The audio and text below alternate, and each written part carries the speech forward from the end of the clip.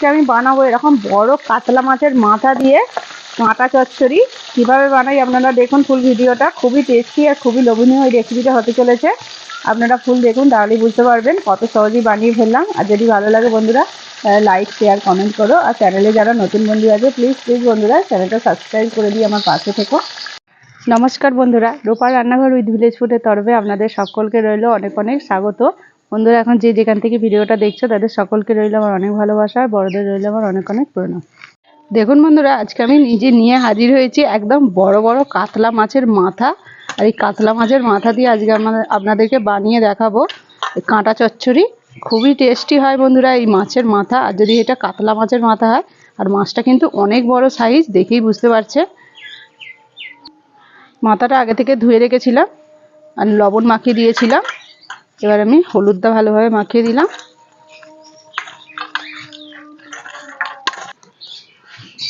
তেলটা হয়ে গেছে, এবার মাছের মাথাগুলোকে আমি ভেজে নেব।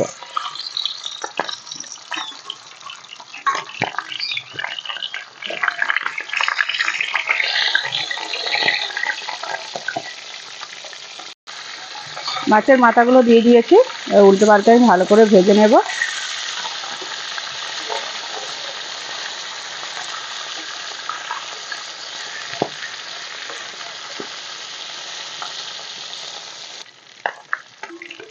মাছের মাথাগুলো কিন্তু খুব ভালো করে ভেজে নিয়েছি, এবার তুলে নেব।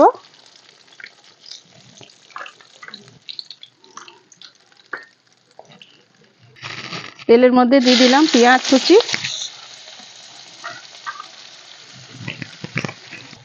ক্যাপসিকাম কুচি আর লঙ্কা কুচিও দিয়ে দিলাম। রসুন বাটা দিয়ে দেব।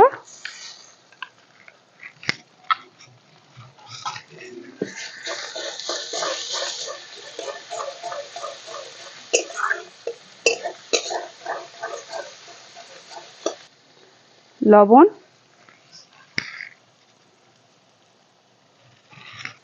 হলুদ গুঁড়ো, লঙ্কার গুঁড়ো, জিরে গুঁড়ো, আদা বাটা, সমস্ত মশলাটা একটুখানি কষিয়ে নেব। এবার আমি মাছের মাথাগুলোকে দিয়ে দেব, একটু ভেঙে ভেঙে দেব খুন্তিতে করে, যেহেতু খুব বড় মাছের মাথা।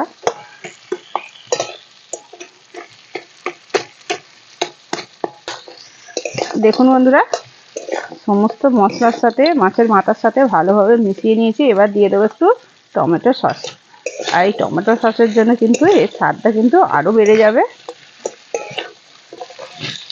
এবার এইভাবে আমি ভালোভাবে একটু কষিয়ে কষিয়ে রান্নাটা করব, তবেই কিন্তু এর টেস্টটা কিন্তু একদম সঠিকভাবে আসবে। দেখুন এইভাবে ঠিক রান্নাটা করব, একটু হালকা করে জাল দেবো আর এইভাবে কষিয়ে কষিয়ে করব।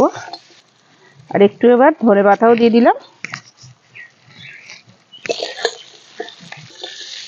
দেখুন বন্ধুরা, আমার কিন্তু মাছের মাথা দিয়ে চচ্চড়ি একদম রেডি হয়ে গেছে।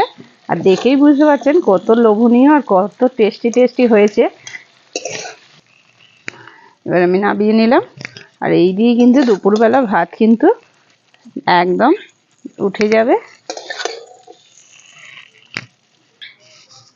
দেখুন বন্ধুরা, কত লোভনীয় হয়েছে এই রেসিপিটি। একদম সিম্পল, কিন্তু দেখতেও মজাদার আর খেতেও কিন্তু খুবই মজাদার। আপনারা ঝটপট বানিয়ে ফেলুন আর সবার কিন্তু মন জয় করে ফেলবেন এই রেসিপিটা দিয়েই। তাহলে বন্ধুরা আজকের মতো এই পর্যন্তই। আবার অন্য কোনো দিন নতুন একটা ভিডিও নিয়ে হাজির হব আপনাদের কাছে। ততক্ষণের জন্য টাটা, নমস্কার।